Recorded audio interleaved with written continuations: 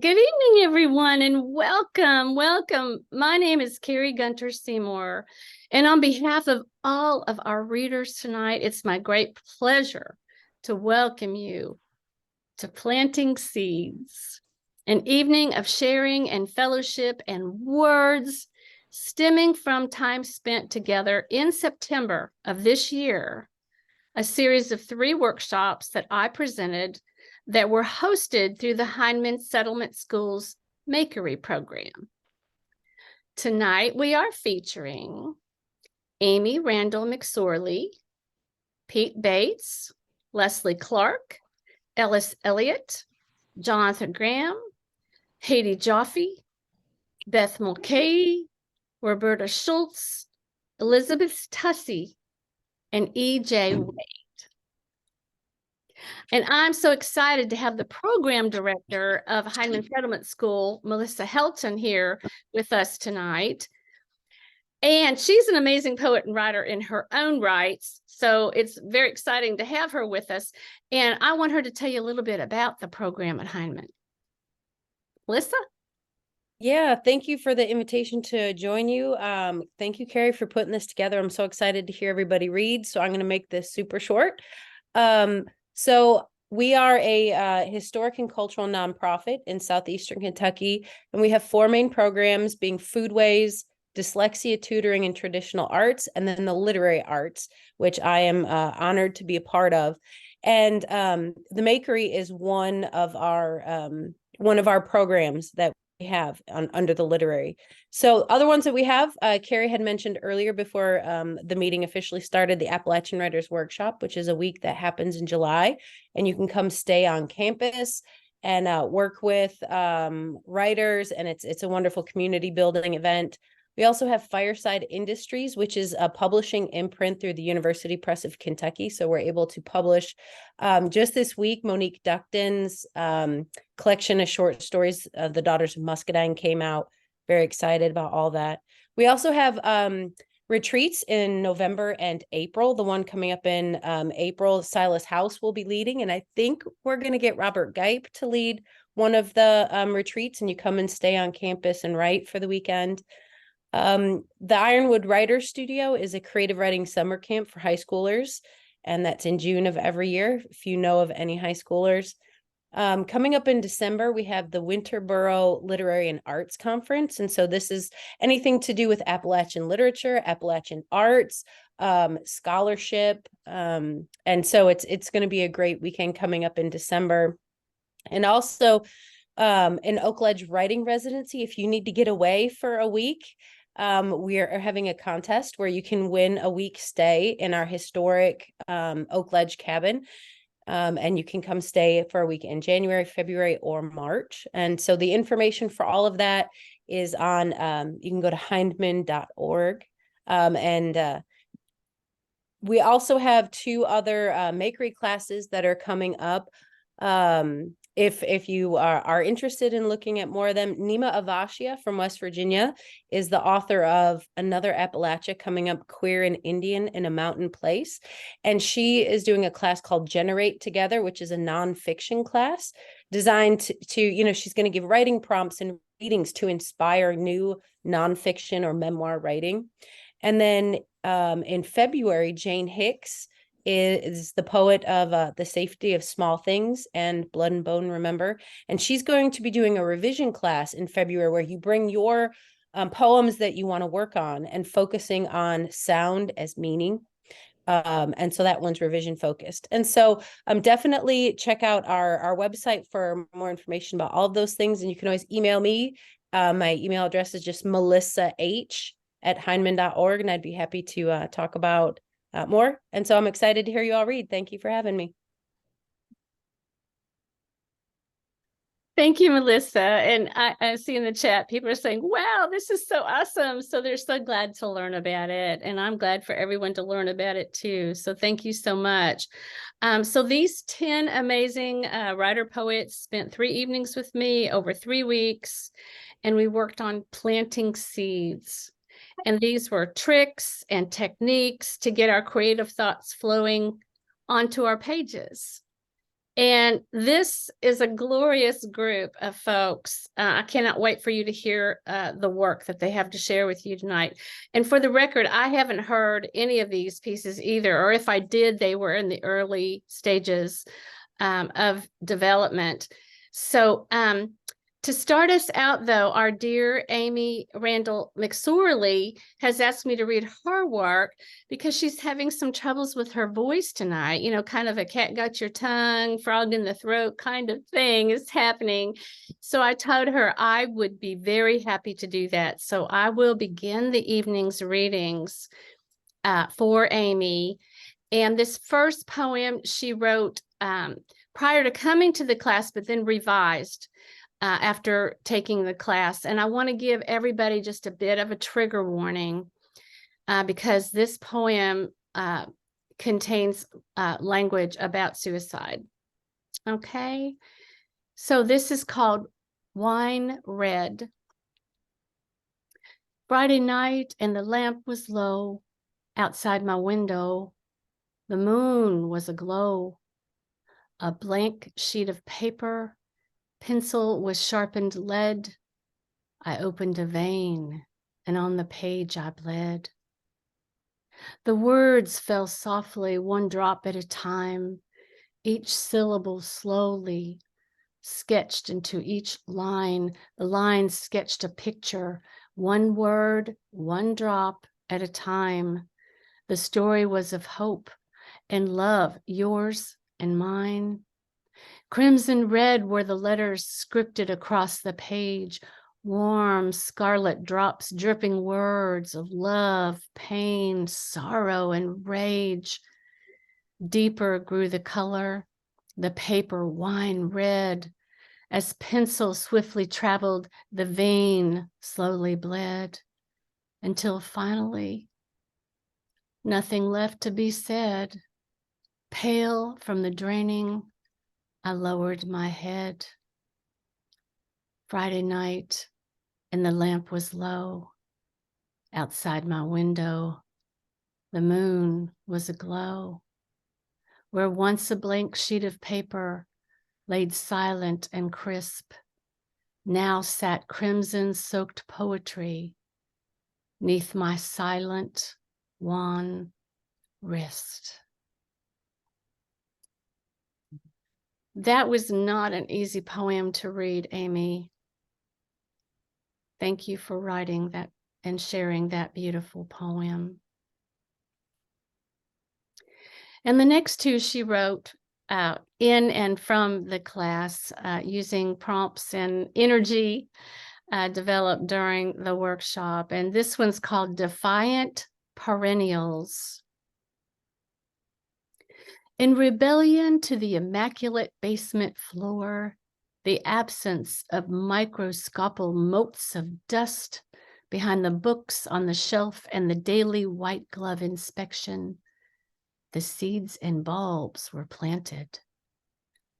Rules of rows ignored, standard expectations of acceptable flowers unmet. No noble red roses, no aristocratic alströmera, and no creme de la creme peony. Sorry.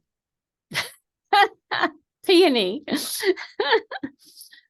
Seeds and bulbs randomly scattered from packages and side of the road stealings. Campanula, a violet blue, emphatically black-eyed Susan too. Intentionally Crown Imperial, fully aware the rat had already penetrated the barrier. Vitamized soil spread, waterings commenced, garden gloves warmed with a perfume of damp soil. The waiting began. Bare feet greeted dawn's dew, cup of morning strong and streaming brew. The Wise Garden Encyclopedia, 1963, originally published in 1936, turned to page 215. Anticipation wedded. Finally, faces of sunflowers, lemon and cherry, cacophony of coreopsis, dazzling daisies, cornflowers, prairie and purple, zinnias and canna lilies, heated blushes, stunning gold and blood red, hidden wild treasures, quietly planted to not create a stir, as a secret garden, pleasure for the planter and her invited guests, Dalmatian sniffing nose, still mantis of praying, fluttering swallowtails of eastern tiger, giant and spice bush. Ruled defiance reaps inflicted fines, shredded soft silk petals, gasoline fumed punisher, fueled with misguided perceptions of power, oblivious that sowed seeds possibilities could include, cleverly cloaked in sinking, crony, black-eyed Susans, daisies, an attorney retainer fee. Amy, you took us on quite a journey with that one. My goodness. My goodness. A lot of sound work in that one. Pretty fun and wonderful. And then this is her last offering. Again, Amy Randall McSorley, and this is called St. Augustine. Cracked and splintered, wooden window frames protested and pried open like my heart. Louis Armstrong on the radio, dream a little dream of me. Salty, soft breeze, God roaring, I am with you, reverberating ocean waves. Candles sputtering and flickering, heavy seas steaming pots, boiling crab legs, butter, melting, me, you, whisper I love you, there, among the ghosts from decades before, the log cabin wafting memories, not ours yet. Slow dancing under the brimming blue moon, Louis's trumpet, a kiss to build a dream on. That's Amy Randall Sorley, and she's amazing. And thank you, Amy, and thank you for the honor of reading your poems. And now for the joyful moment that the rest of our folks will be reading their poems. I'm so excited for you to hear them. So Pete, take it away.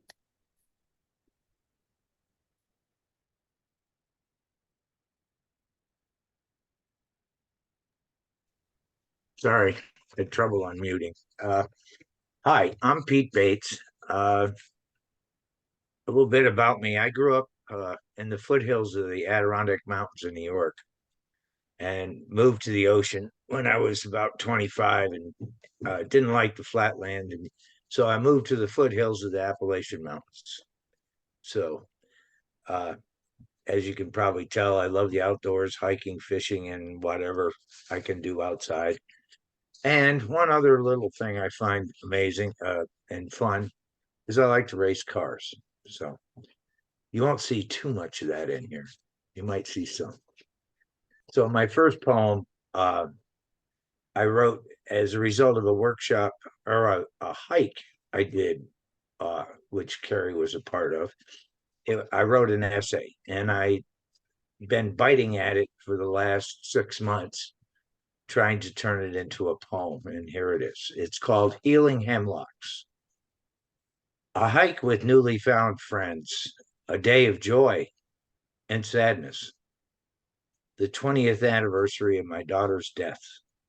Dread was the morning mood. I prefer to wander the woods alone. We stop, talk about observations along the way. Spiders and their webs become a discussion. I just listen and learn. The gravel path, it doesn't feel like a nature preserve. But once over the hill, we enter a small stand of hardwood, a magnificent old maple carved with to hell with Hitler, an old reminder of human atrocities. Abruptly, it changes into a hemlock forest, darker, moister, and smelling of earth and life. We learn the hemlock life struggle, the woolly adelgid, a tiny aphid that is fought off one tree at a time. An August dry stream allows but a drip of water off a shelf. We turn a corner and walk down a ledge to a breathtaking sight, a huge cave with a dry waterfall.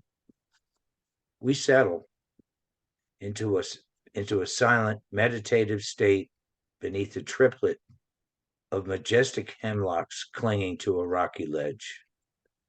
A blood-filled mosquito lifts off my hand. A rock I'm sitting on has an abandoned mud dauber nest, once filled with captured spiders that nourish the young wasp larvae. Life cycles can be harsh. Mosquito to spider to mud dauber larva. I wonder, do they take time to enjoy this beautiful place?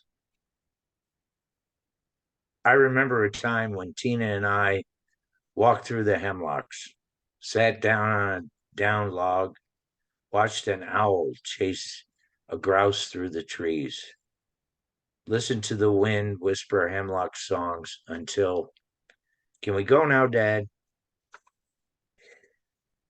Our hike had come to a close. I walked out of that beautiful forest, feeling calm and loved, and not exactly sure why. Thank you.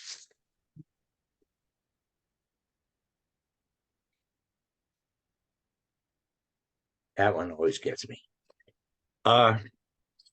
This next one, but this is about my backyard and an experiment I did last year. It's called Wildflowers and Such. Fall, dream of a prairie garden's beauty. Grass mowed, nitrogen, phosphorus, potassium, a sack of seed lightly tilled in, union with Mother Earth. Chittering squirrels plant walnuts, acorns, pecans. A cacophonous battalion of seed-eating blackbirds march in formation. Chase them off. Oh, well, I'll share. Winter, snow, cold rain, ashen clouds, wind whistling. Frost and thaw crack even the hardest shell. Doubt is harsh as a frozen ground. Snow, cold rain, ashen clouds, wind whistling. This will never work. Oh, well, I'll share. Spring, sanguine dreams of warm spring rains caress soft, willing seeds. Shoots show signs of blue and green, hope. Groundhogs and deer nibble young shoots to the ground. Oh, well, I'll share. Summer, a plethora of color. Ferrari red, Lamborghini and Porsche yellows, Mustang blues, greens of various shades and textures, all swaying to the bossa nova beat of a summer breeze. Buzzing bees and bird song as a background, nighttime songs of crickets, frogs, owls, bats. Oh my. Oh wow. They share. Summer visitors come and go, leaving behind comments on the beautiful yard. Also, choice tidbits on how to get rid of the critters. Oh no, we share. Thank you.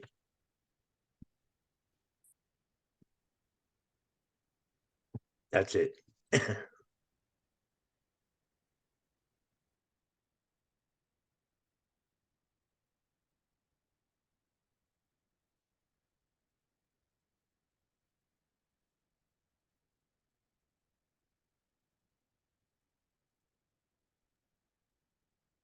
Hi, Leslie. Just go right ahead whenever you're ready. Oh, you just turned your mic off. It's okay. Try again. Can you turn it on? I'll give you a little clue here. Can you see it's asking you to unmic? If you click that. There we go. Now talk. Okay. Can you hear me now? Yes. Thank you so much. Okay.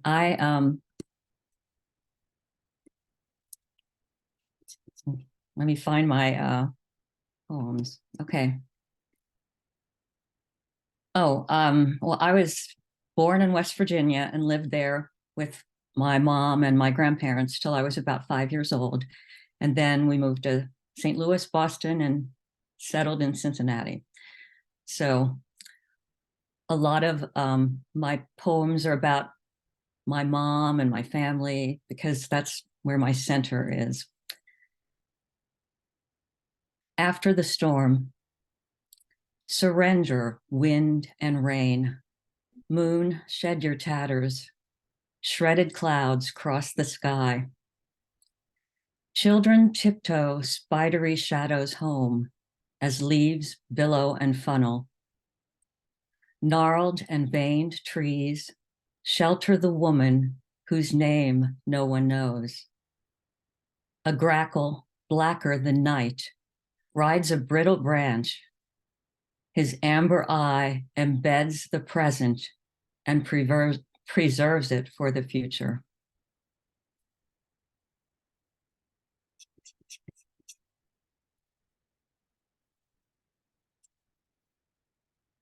And my second poem is my first golden shovel poem.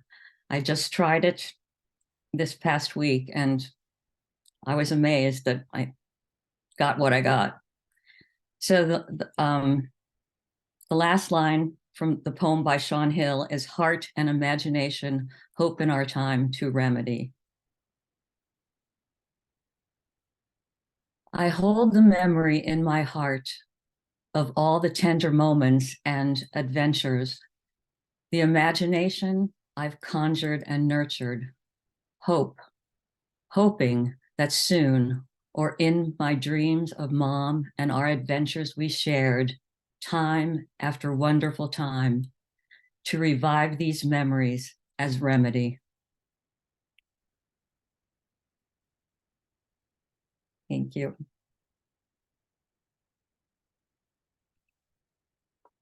Hi, everyone. My name is Ellis Elliott, and I live currently in Juno Beach, Florida, and grew up in Arkansas with a trip every summer to the mountains of East Tennessee and Western North Carolina, where my grandparents were from.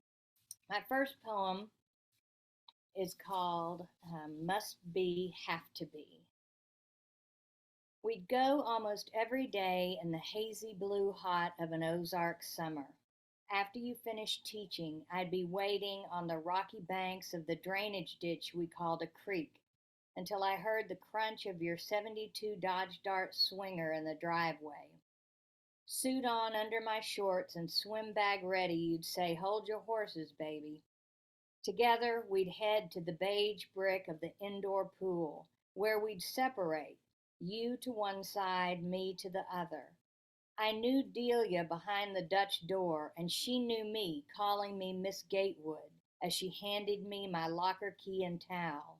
I was on my own, clanging the locker's rusted green door closed and slipping the key around my wrist. I would stride out poolside on slick tile in my popsicle red one-piece, slapped with the tang of enclosed places, an assault of chlorine and fluorescent lights. Outside the door across the pool, you would be waiting. My pleas echoed, watch this, or time me, going under and holding my breath, eyes wide open in the shallow end as you diligently watch the moon-sized clock above. Now I carry my father's last breath with me as I taste the sea.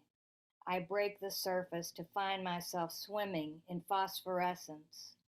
all the better for you to find me from where you must be, have to be, on the other side. And one more. My middle son, my favorite. When is that poem title coming out? He asked with a grin. He is on the cusp of 30, caught between brothers, forever having worn the bright sash of patrol guard for all of us. My child, whose forearm struck his older brother's chest to stop him mid-stride as he stepped onto the street, the breeze of the barreling Mustang a near-miss afterthought. My child, whose palms cupped his younger brother's ears, aghast at the movie language he might hear. On the cusp of 30, when my middle was born, I flailed inside the carefully painted wide white lines of parental norms, guided by books and instinct. On the opposite curb, I see her, waiting for both of us. All chlorine and empty days, all no test, rigid rules or reports due. Summer holds out her hands, invites both of us to loosen our tight straps and let our yellow burdens unravel. Thank you so much.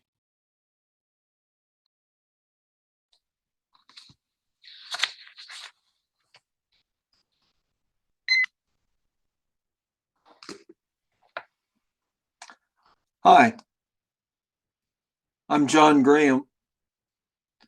I was born in Martins Ferry along the Ohio River and grew up not far from there in a little coal town of Czechoslovakian people. My mother was Slovak.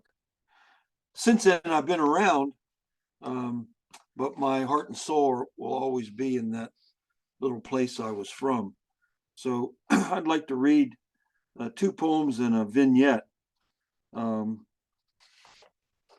Two of which have to do with where I was from. But the first poem is an eco poem. I call it Diminutive Bird. In the oldest mountains, light at dawn shines slanted above treetops in forests of evergreen, hardwood. Creek riffles sparkle, islands of tree leaves, needles of pine shimmer. Within the mountain treetops, hidden in the black hills, overlooking an Irenic lake and this green meadow watered by the first skiff of fallen snow. At daybreak, a diminutive bird, nearly extinct, appears. Her singularity riles me to ponder which law of being was violated and what anthropogenic genius fished out the gene pool. Powder of fine marl, crystals of schist awakened to earth warming. Old dust whirls across shadows of rock ledges, pillars of smooth stone. Dew drips from leaves rich with tannin. Eyes fill with natural glory. Feathery ears cock, listen for a cry of the heart, alive, close. With coming light, the diminutive bird hears the sound that draws the wounded from the world.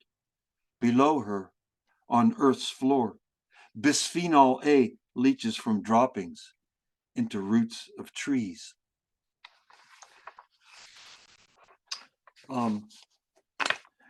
Bisphenol A is BPA, probably as you know it. It's in plastics, mostly soft plastics like our those that house our water bottles that we drink from, and it's been implicated in as a carcinogen and also in infertility.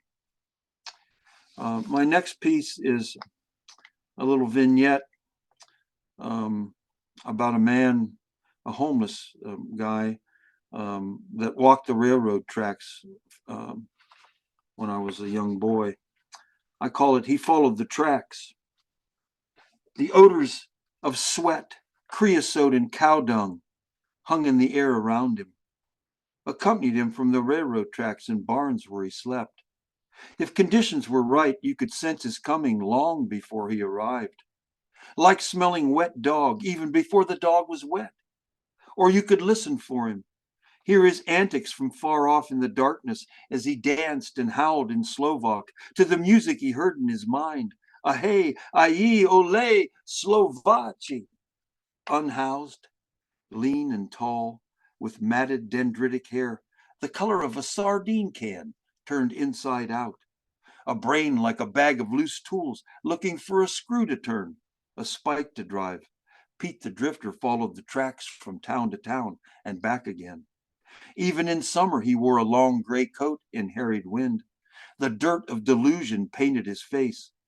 A pronged wedge of hair frantically bore down from the top of his head to a point that lengthened his beak-like nose, gave him the expression of bird-like craziness. He stopped here and there for an odd job, a cup of warm brew and piece of lonesome pie on some widow's sun-starved porch in return. Always back to the tracks, to build an astrocytic fire, sleep in the convoluted linens of his mind. He would ask and answer his own questions aloud. Showered by sounds of passing locomotives,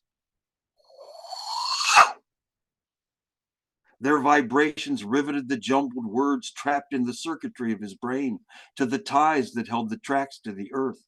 He would follow them out. They led him away from the delirium that pinned him inside himself. The tracks were his institution, his therapy, as he walked from town to town, steady, never better, never worse, never a bother or a burden. He looked back at the world as it looked at him, in neuropsychiatric wonderment. Always following the tracks, Pete the Drifter prayed they would lead him home. When the train of lost souls and born-agains, the train that chased time's shadow, the one he had been waiting for all the years finally came, Pete the Drifter stepped from the tracks onto a boxcar, traded his murky, troubled world for a more pure and perfect darkness. Then the train made a sound, not in any language, but a sound that life makes for those who listen. Pete the Drifter rode this train as far as it would go, never expecting to ride it back. And then I'd like to end with a third piece, a poem that's about my favorite place to go when I was a boy, my grandmother's spring house. And in it, I reference Perrine, which is the inspirational spring in Greek mythology, where poets and the winged stallion Pegasus were said to have quenched the thirst. Spring house. A shady wooded spot down the way from wild strawberries. A diminutive house of weathered boards and sandstone. A-framed roof, hinged door. Vera's sacred spring, home to a small striped snake, stretched along the cool flat of stone, where a frog might sit to watch a spotted salamander crawl to the bottom of this diamond-clear pool. Sometimes we keep a glass jar of Concord grape juice there to cool. A silken place I love, like opening the door to a dream of Perrine, clean and secret, in an unassuming ground crevice.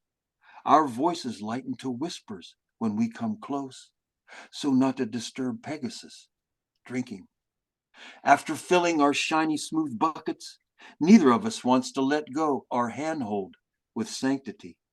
We share a dipper for the long walk home from this place where water springs from an aquifer. A limestone cloud hides beneath the Appalachian earth in a nook so quiet and still.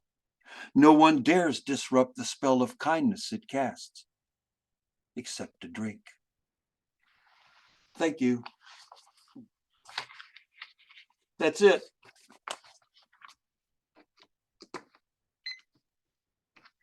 Hello. My name is Haiti Jaffe, and I am coming to you from West Vancouver in British Columbia. My roots are in Cincinnati, or part of my roots. My roots go in very many different places, but I ended up there in high school, and a lot of my poetic life and my friends are there. So I come to this place kind of through that world. And it was such an honor to work with all of you and to work with Carrie, who is just the most gentle, wonderful person. So these are all poems that came out of this. I had actually missed the first one, so one of the poems was something I tried to backtrack to. But the world is a stage. Elegy for Margot. You rise from memory, call me over to the velvet petals of your anemone. My fiery tongue bites down on that loam, rises, bile, and retch. Yes, that nothing slakes, not even a wide-brimmed hat and scarf. Float off stage towards a grave that I never find. Nothing marks you anymore. Not the sharks that basked on flat sheets of shale in servitude to you, or filtered lights through your mother's curtains as I fell asleep to the gulls, and your voice lulled me, melted me into you. Alone you visit me, scent of joy on your wrist and nape, your limbs in pencil skirt, a whiff of disillusion, a moment of callow light. And then this is an odd one. Sonnet to myself as a transparent apple. From a bare ravaged trunk, pruned in hunger and preservation of species, I hang from a stem, no skin to speak, transparent, a cabbage moth's wing, membrane and memory of myself. I give slightly at the tug and bite into my still solid flesh, crisp beast.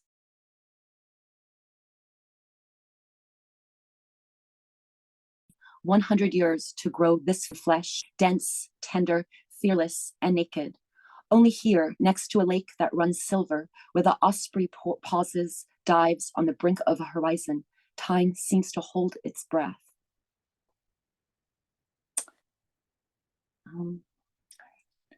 So this is a little one. I think I wrote this from the one that I missed. So it's my perfect room. Lined wall to wall with Rothkos, space enough to fall into them, muted or vibrant. His paint speaks of horizons and betweens, of uterine substance, transubstantiation, linseed oil, exalted, yoked to the pigment of his worship, awed, embraced. And I think I have time for one more. So this is self-portrait as myself. Close my legs, close my door. Oh, play me, motherless child. Songs break through as I spin pots. Watch the mountains clothed in different seasons. The oceans shift to autumn, light and rain. Sheets of it on my path. Should I turn, taste my hair, salt and vinegar, cucumber sliced thin, words in a language I once knew. On my knees, no poppy or peony on flooded graves. I lean to fall off balance, toes curled for support. Thank you so much. I think it's my turn. I'm Beth Mulcahy, and I really, really enjoyed this class and writing in community with everyone. And with Carrie, it was really phenomenal experience, and I appreciate the opportunity to have done that and to get to read. So the first one I'm going to read is, I think most of you probably heard because I wrote it in the class. I've worked on it a little bit since then. So, okay. Do you remember the letters you wrote me, the ones I sent back? About how you felt about souls and what you thought about space and falling in love. The letters you wrote me, the ones we fell in from different places, finding our hearts with words and music and voices and verse. The letters you wrote me from the dock of the bay after you drove 36 hours away just to sit by the ocean and think about me. The letters you wrote me with marginal lyrics about angels and breath on torn out paper I inhaled in search of your scent. The letters you wrote me addressed to your paradise that read like love, then nothing but lies, and should now be healing art. The letters you wrote me, the ones I sent back, to remind you what you wrote. And it was like I was the one who committed the crime, but you were the one that left me. And after all that, and over a phone line, yes, those letters, I only wish they were still mine. And then the other one I want to read is one that is just because it is my favorite thing I've ever written, and it is almost Thanksgiving, and it's about potatoes, and it's also about my people and where I come from. So I forgot to say in the beginning that I grew up in right outside of Detroit in Michigan, but I have been in Ohio for about 25 years now. So I'm a Buckeye through and through. But I do a lot of research and thinking and writing about my maternal ancestry. And my maternal ancestors come from Ireland and Scotland. And so that informs a lot of my writing. And so prior to taking this class, I had done a lot of research on my great-great-grandmother, who is from Ireland. And this poem is a product of all of the research and thinking I did about her, and it's called I Have Something to Say About Potatoes. I love meat and potatoes like a good Irish girl. The tuber ties of my DNA are deep and distant. 177 years and 3,500 miles away, my great-great-grandmother burst fighting into a blighted world from the womb of a woman married to an Irish farmer. Her earliest memories, watching her father work land stolen from his father, he was allowed to rent back from absent nobility. Watching potatoes she helped dig out turn poison and disintegrate to ash in her mother's hands. Watching her mother's tears drown clutched rosary beads. Watching her father look at her like the fairies made her a girl when he so badly needed a boy. Watching the cows march away at gunpoint to be sold for someone else's pocket, for someone else to eat. Watching her people disappear. I'll take mine mashed with salt, butter, and milk. Certified Angus beef on the side, and none of it for granted. Thank you.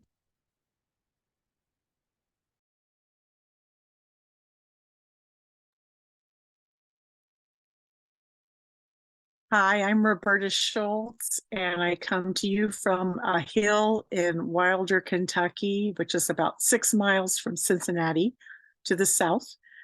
It's not as wild as it sounds, but some of my poems are often informed by living on a 14-acre hill.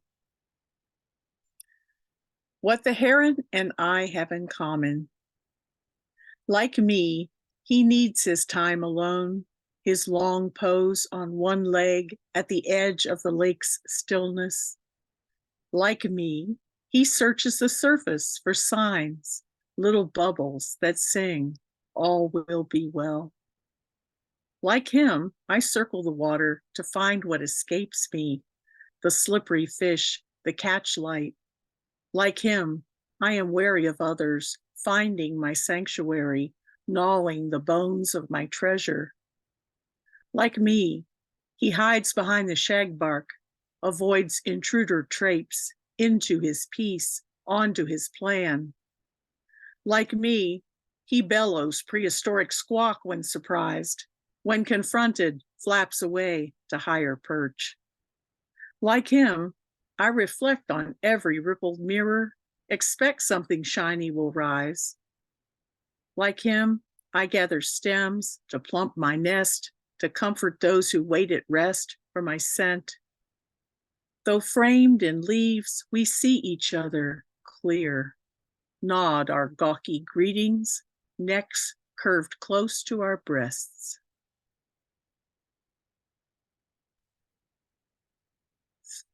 Thanks. And then I wanted to, I really enjoyed the class because we talked a great deal about how good poets really use repetition well. And so I tried to do some repetition in that last one.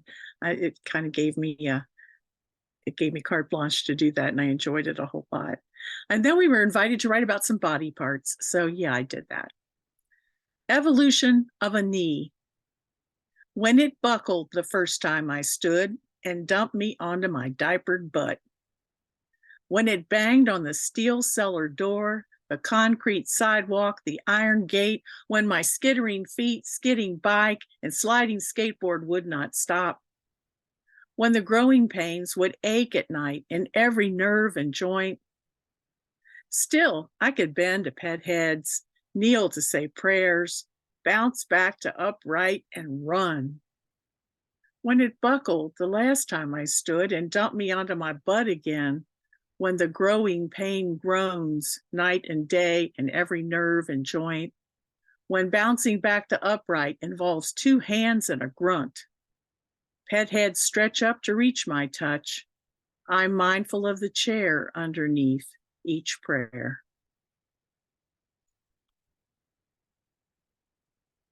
Oh, I lost my last poem. Sorry. That might end up being my last poem since I lost it. See if I can find it here quick. Okay, and then I was invited to do something I had never done before, which was to write a weather report about the way I'm feeling.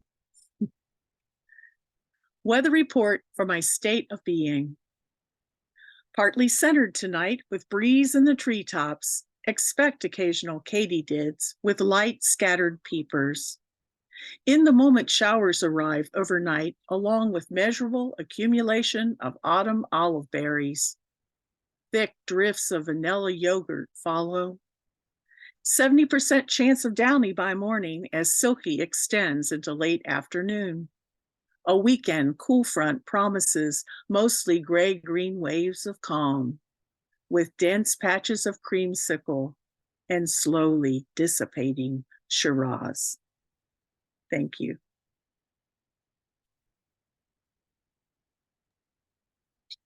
So my name is Elizabeth Tussey, and I'm from Salem, Ohio. Currently live in Pittsburgh. And both of these poems I'm going to read tonight are very much about Salem. The first one having to do with working with my father at a factory in Salem called American Standard. If any of you have a bathtub, it may be from American Standard. And then the other one, unfortunately, Salem's the site of 3 major chemical disasters, one being the Nice chemical disaster, which isn't very well known, site of fracking. And then as of last year, Salem is the next town over from East Palestine, Ohio, where the train derailed and actually caught fire in Salem on its way to East Palestine. So this first one is in the bone mill. Frit frets through flesh, while the thermoform press sweats future anxieties, quakes with quivering faults strain between the itch of a rail yard cicatrix, an itch a century long, scraped sterile of benchmarks. The known moan, collected sighs of third shifted bones, the creak before the come home, the foreman's simper-stained mark of Cain. When the seismic seas takes hold, the home shakes down the naked skid into unknown. In the bone mill, even the filaments know certain scores, deeping in the scorch, shutter dark of negotiation week. It's a hard thing missing their makers, their switchers, fearing atrophy, the searing stroke of a scab. And the second one is following a caveat about digging too deep. The frames won't clack, the silt won't shift, seals won't crack, barrels won't roll, necks won't snap, tongues won't swell. Our cranks are stacked, our ropes are slack, your cribs creak back, your pains aren't at the center of our drill. Never mind the throbbing thud, the silvered mud, the failing bud, our sinking chrome. Never mind the snaking hose peeking from the loam. Just step past our frick-a-frack, our clack-a-clack, the scattered black, the loathsome smack when we bust apart the bones. We won't seize your sighs, your seismic fears, you're nearly dead. We'll sink below the bones. We'll slink beyond the bones. We won't disturb your own, your sleeping own, down below, down above, our slithering, dithering drill. Thank you.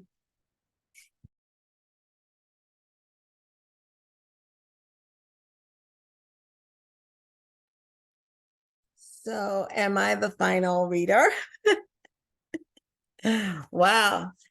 To be able to follow such great poets, I'm honored.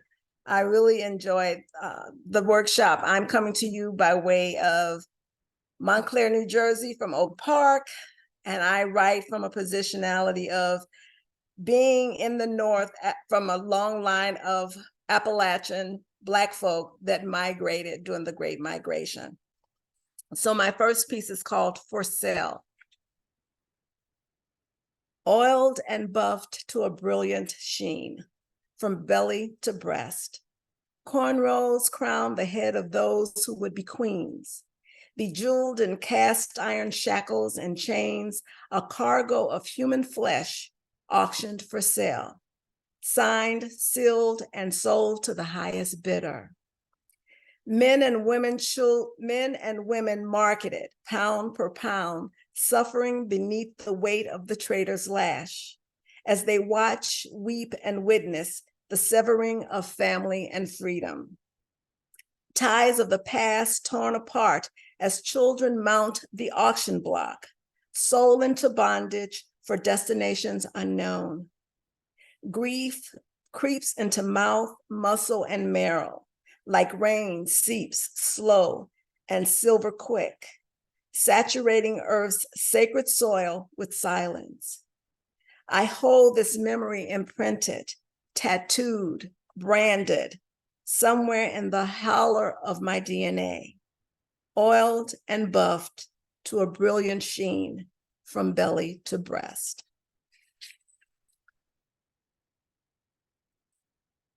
The second poem is called The Gift, and it's about my mother working as a domestic, and a lot of the clothing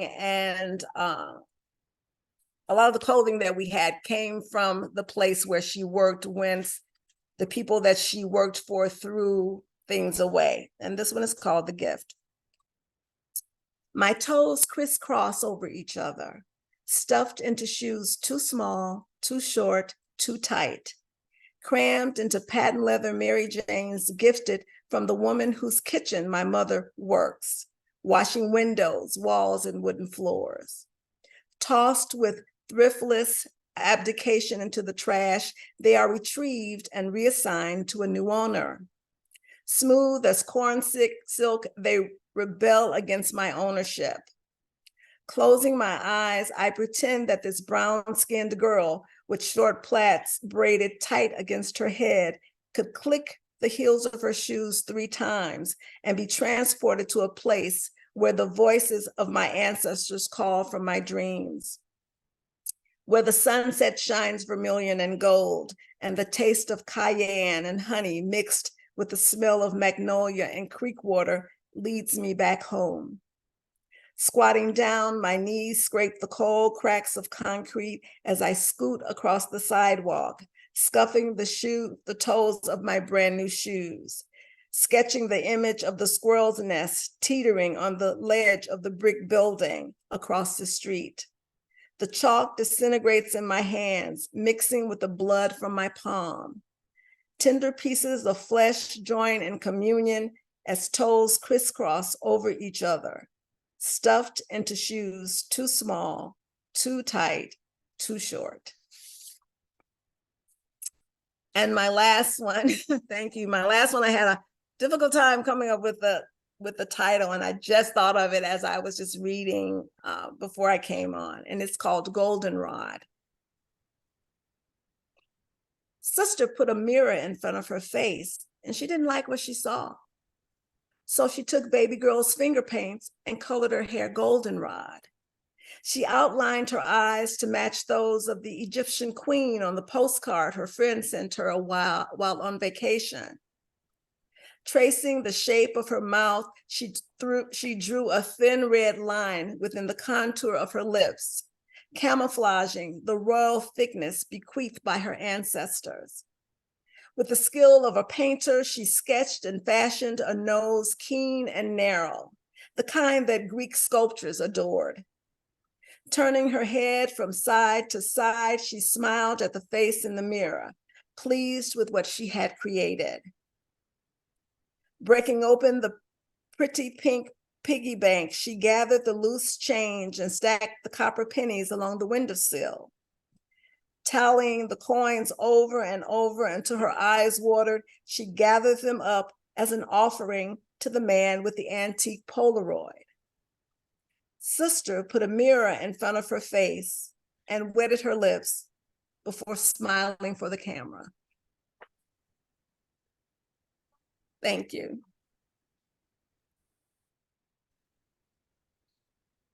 Oh my goodness, everyone. Oh, wasn't that just something? I mean, oh my goodness, my heart is so full. And now you can see why it was such a pleasure for me to have the opportunity to work with these fine, fine writers. It was such a joy. Gosh, I'm just kind of emotional right now. I'm overwhelmed with just the fullness of everything tonight. And to say I'm so proud of everyone, like I'm your mama or something, seems unrealistic, but I am. I'm so proud of all of you. Just amazing, amazing work. And, you know, we worked in September and this is just mid-November. So it's not like you've had a great, huge amount of time to work on these pieces. And that's just pretty amazing and incredible.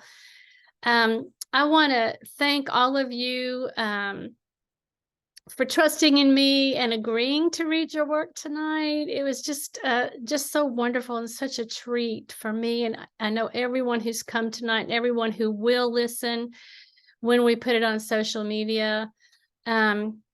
I want to thank our audience again for coming, because that gives us some courage, a little more courage to have you with us and see your lovely comments in the chat window. And so thank you all for coming from all the way from Peru and San Diego and literally Florida, all over the country, which is just pretty amazing when you think about it. When all of this started, because I had an idea here in Southeastern Ohio about a course I'd like to teach about planting seeds, you know, and look what we've done. Look what's been, which we've seen grow, and now we've reaped and harvested and been able to savor and enjoy. And those pieces will be with us literally for eternity. So I did want to wish everyone peace and joy and good writing. And we'll say goodnight for now, but hopefully we'll be back with you sometime in the near future. So peace to everyone. Thank you.